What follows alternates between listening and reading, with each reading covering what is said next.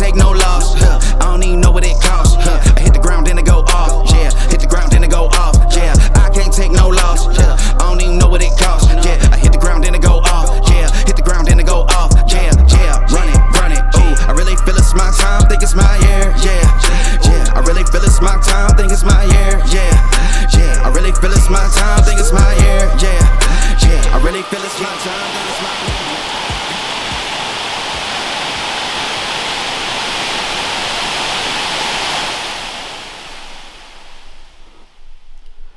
Salut les amis.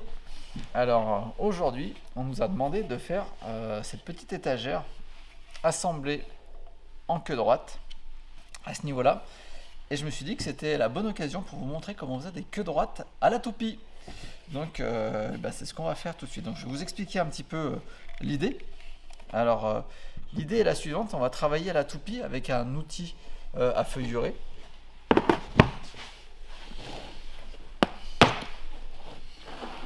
Donc un outil comme ça. Donc ça va pas être celui-ci qu'on va utiliser parce que ça c'est un peu de la merde. C'est un outil CMT. Donc comme vous voyez en fait on a eu des problèmes. Il y a une dent qui s'est barrée à ce niveau-là et surtout on a maté la position de la dent. Donc du coup elle est tordue maintenant. Et puis du coup ça fait pas des fioles correctement. Donc on va aller en chercher une chez un ami menuisier qui va nous prêter ça. Mais bon, c'est pour vous expliquer le principe. Donc là en fait on a une hauteur à ce niveau-là qui fait 180. Voilà. Donc en fait ça fait 1, 2, 3, 4, 5 dents de 5 queues droites de 36 mm. Donc on va régler ça ici à 36 mm. Et quand ça sera monté sur la toupie, on va passer un coup à ce niveau-là par retournement, un coup là. Après on va monter de la valeur de 36 à ce niveau-là. Cette pièce-là on va la passer un coup là, par retournement, un coup là, un coup là. On va remonter de 36, on va repasser celle-ci, un coup là comme ça. Et donc on aura fait nos 5 entailles et on aura donc 5 queues aussi complémentaires. Donc je vais vous montrer comment on fait ça tout de suite. Donc ce qu'on était en train de faire à l'instant, c'était de passer à la raboteuse pour qu'on ait une hauteur vraiment pile de 180 pour être sûr que par retournement ça fonctionne bien. Et puis après on va faire un petit gabarit pour pouvoir passer les pièces bien droites comme ça sur la toupie. Donc ça c'est ce qui arrive tout de suite. Donc on va prévoir le gabarit pour usiner. Donc ce qu'il va falloir c'est un gabarit qui tienne la pièce bien perpendiculaire par rapport au chariot de la toupie, qui fasse au moins cette hauteur là parce qu'il va aussi servir de pare-éclat pour pas qu'on ait des éclats en sortie d'usinage à ce niveau là. Donc je pense que j'ai trouvé un bloc de bois qui fait cette hauteur là, le dégauchir pour avoir une face bien perpendiculaire, et en face un système qui va venir serrer pour le plaquer contre et que ça tienne bien serré quand on va venir usiner. Donc je vais me lancer dans la fabrication de ce petit gabarit et ça va aller donc directement sur la toupie qui est là. Voilà, cette toupie où je vais démonter l'ensemble à ce niveau là et je vais me servir du chariot qui est là pour revenir travailler en translation. Avant ça, je vais quand même vérifier que la hauteur de réglage maximum puisse bien arriver à la moitié, enfin à la passe du milieu de l'assemblage. Ça veut dire qu'il faut qu'au moins mon outil il puisse monter jusque là, mais je pense que c'est tout à fait envisageable. Voilà, parce que ça sera la passe maximum, comme on va travailler par retournement. Voilà, comme je vous le disais, on allait récupérer l'outil donc Sunsteel, nouvellement aux Forges de la Loire. Donc voilà, outil à feuillerer très très haut de gamme. Voilà, tout en acier avec des jolies plaquettes. Si vous observez ici la plaquette, elle est légèrement en biais, ce qui va permettre en fait d'avoir une attaque de la plaquette qui est beaucoup plus douce et avoir une coupe qui est très, très harmonieuse. Alors souvent sur les outils comme ça on ne se rend pas compte, en fait ils coûtent plus de 2 fois plus cher que l'outil CMT Orange que je vous ai montré tout à l'heure. Et on dirait qu'il n'y a pas vraiment de grosses différences quand on le voit au premier abord. Mais en fait, il y a toute une technologie vis-à-vis des angles de coupe, des angles de dépouillage, l'inclinaison des plaquettes, le roule-copeaux qui est ici, qui va permettre de briser les copeaux pour éviter que ça force trop. Donc tout ce genre de petits détails qui font que l'outil coûte beaucoup plus cher, parce que ça demande des usages beaucoup plus précis. Par contre, c'est des outils qui au fonctionnement sont vraiment beaucoup plus efficaces. Donc des fois, d'aspect extérieur, on a l'impression que c'est la même chose, mais c'est quelque chose qui est vraiment différent. Voilà. Et même au niveau de l'ajustement de l'arbre, on se rend compte quand on enfile celui-ci sur l'arbre que c'est très ajusté, il n'y a aucun jeu, alors que c'est vrai que sur le CMT il y a un petit jeu fonctionnel, donc c'est beaucoup moins précis. C'est souvent ce qui justifie les différences de prix entre ces différents outils. Voilà. Hey yo Jay, can we get some ratchet one time? Look, I don't wanna talk. How you try and press the kid and really you was soft. All you know is capping, homie, you don't know the law. Pedal to the metal, you ain't catching me in park. I just hit the stop. I don't wanna speak. Talking all that good, so I just hit you with the please. Running up the score like Petite précision, on a vu que sur l'outil, donc là on est sur un outil à plaquette par fixation mécanique. Donc ça, c'est un outil qui normalement a une vitesse de coupe entre 30 et 40 mètres par seconde, ce qui est vraiment les vitesses les plus lentes, parce qu'on a une fixation mécanique, c'est ni brasé ni un monobloc.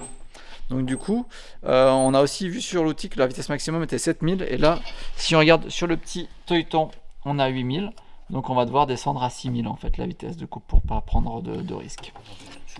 Donc ça on peut le faire tout de suite, ça c'est à l'intérieur, donc c'est juste un jeu de courroies. Donc avec les courroies, soit on tourne à 8000, soit 6000, soit 4004, et on peut aussi tourner à 2900 sur cette machine là, parce que comme elle a un chariot à tonneau, on peut mettre des grands plateaux dessus de gros diamètre, donc il faut la faire tourner plus lentement, parce que comme l'explique le petit livret qui est ici, là on voit bien, donc porte-outil à fixation mécanique, on va devoir tourner entre 40, donc là c'est entre 40 et 50 mètres par seconde. Donc on a un outil qui fait un diamètre de 160, donc 160 c'est là, donc il va falloir, pour être à 38 ou 50 le jaune, on va devoir se mettre à 6000 tours, comme on le voit sur la bac à ce niveau là. Attention, devant vos yeux ébahis, voilà, c'est pas magnifique ça. Monter au maximum, donc suspense, c'est un peu flippant de voir cet outil aussi haut. On est au max et on va mesurer du coup. C'est impressionnant, hein. Je suis pas sûr qu'on soit bon, hein, mon ami. Je crois qu'on va devoir le monter encore un petit peu. Hein. On n'y est pas, ouais. On n'y est pas. Et on est loin d'y être, puisqu'il nous faut encore le 19. Faudrait être à 108, c'est ça? 108 plus 19, puisque tu vas mettre un... Ouais, mais peut-être qu'on va se mettre directement là-dessus, du coup, on va trouver une technique.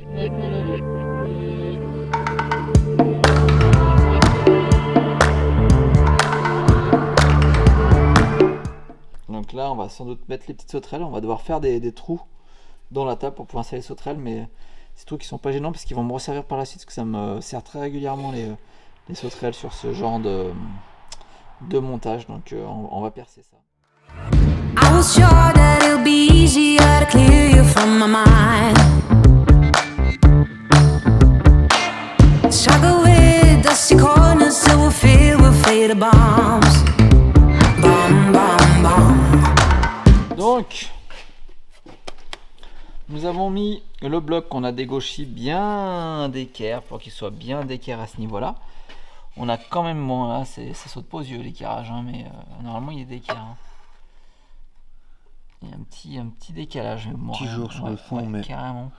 Est-ce qu'on a mis le bon côté Ouais, si on a mis le bon côté pourtant. Est-ce qu'il décolle? Attends, on va voir une fois serré. Il faut qu'on regarde une fois serré. C'est ça qui est important. Donc on a mis ce gros bloc là. On lui a quand même mis le presseur pour que quand on serre ici, il fasse pas quick comme ça sur le côté. On n'a pas encore mis les vis derrière, mais on va mettre des vis pour le fixer. Donc après, on va poser notre pièce comme ça à l'intérieur. Hop là, on va mettre la petite cale martyr à ce niveau-là. Voilà, crac, serrage. Ça demande un peu de puissance. Hein. Voilà. Et donc là, on vient se plaquer nickel chrome à ce niveau-là. Donc là, ça semble pas mal du tout. On va mettre un coup d'essai. C'est maintenant qu'il faudrait mettre un coup d'équerre pour voir si on est bien. Et là, on n'est pas parfait, mais est-ce que c'est acceptable? Ouais, c'est pas parfaitement acceptable. Alors pourquoi est-ce qu'il est en pente comme ça? Ouais, mais on voit que là c'est pas calé vraiment en haut. Alors, On va modifier ce petit souci, mais voilà, c'est le principe d'usinage qu'on va appliquer. Mais normalement, non, mais moi je le sens bien. Je pense que ça va le faire quand même. Nous revenons de remonter sur la machine le guide perpendiculaire qui est ici, avec les montages qu'on a fait pour venir verrouiller la pièce.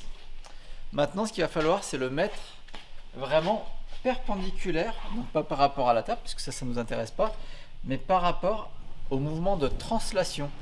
Ça veut dire qu'il faut que quand on translate à ce niveau-là et qu'on en appuie dessus, on vienne être... Donc là, si on touche l'outil, vous voyez que je me mets là, je m'éloigne de l'outil. Donc là, ça veut dire qu'il va falloir que je fasse pivoter comme ça ma table, mais seulement de la moitié de la valeur que j'ai ici. Donc ça, on va le faire pivoter légèrement. Donc là, on a juste serré un petit peu la vis, et là, on va taper dessus comme ça pour voir ce que ça fait. On va se rapprocher à nouveau. Et là, on est peut-être pas mal du tout. Donc là, je me mets en contact. J'avance. Là, vous voyez, je frotte tout le long. Donc ça, c'est pas mal du tout. Donc là, je considère que je suis bon. Et donc là, je vais pouvoir venir serrer à ce niveau-là. Ok. Je serre celui-là. Et avant de visser le troisième, je refais une vérification. Donc je me mets en contact. Là, je suis bien en contact. Et là, je vais dans l'autre sens pour voir s'il ne se décolle pas, mais il frotte tout le long. Donc pour moi, on est parfaitement bien calé. Donc là, on a fait le réglage parallèle. Donc on n'a plus qu'à serrer maintenant, comme des sagouins. Non, comme des sagouins, mais pas trop non plus. On revérifie un dernier coup après le serrage. Et ça bouge toujours un petit peu. Bon, si on a un dixième sur toute la longueur à ce niveau-là, il faut imaginer que sur 19 mm de long, on aura, ce sera plus que des centièmes de faux équirages. Donc là, on peut considérer qu'on est bon. Donc pour le pointage de la profondeur, ce qu'on va faire tout simplement, c'est que je vais usiner cette partie-là avec l'outil, ça va me donner mon 0. Après, j'aurai juste à caler une des pièces qui est là-bas entre le 0 que je viens de faire et ici. Et donc là, comme ça me donnera exactement la profondeur que je dois faire.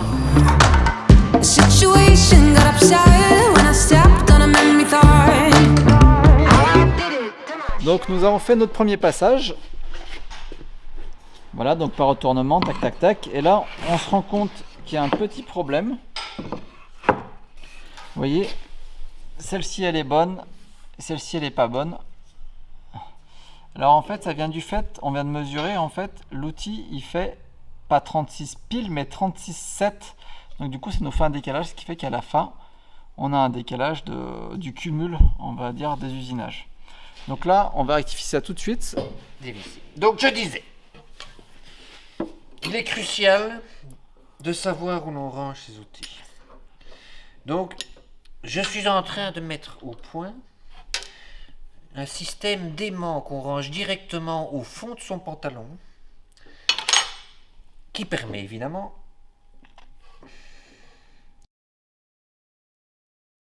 I just wanna have fun, clap my hands, turn around now and dance, dance, dance. I just wanna have fun, clap my hands, turn around now and dance, dance, dance. I just wanna have fun, clap my hands, turn around now and dance, dance, dance. I just wanna have fun, clap my hands, turn around now and dance, dance, dance. I just wanna clap, clap, turn around, dance, dance, dance. I just wanna clap, clap, turn around. Donc là, on a toutes nos petites tablettes qui sont ici, qu'on a dégauchies, qu'on a rabotées, qu'on a débitées. On les a mis à l'épaisseur finie. Là, on est en train de les mettre à la hauteur finie. Donc, on a passé la première passe à 181 de haut. On va passer la deuxième ici à 180, comme je te le montre à ce niveau-là. Voilà, 180. Et après, on va quand même les poncer, petit coup de calibreuse à ce niveau là-bas pour les finir pile poil à la bonne épaisseur. Et pendant ce temps-là, il y a Dr Craft avec son magnifique miroir qui traverse la pièce. Regardez ça. Jamais avec le mégot. C'est un caméraman hors du commun. Parce que Il connaît les astuces. Regardez comme ça éclaire mon visage. Vous voyez, regardez. Comme il dit. Et rien, quand il fait ça, ah oula, oui, là il me met carrément un rayon dans la gueule. Waouh.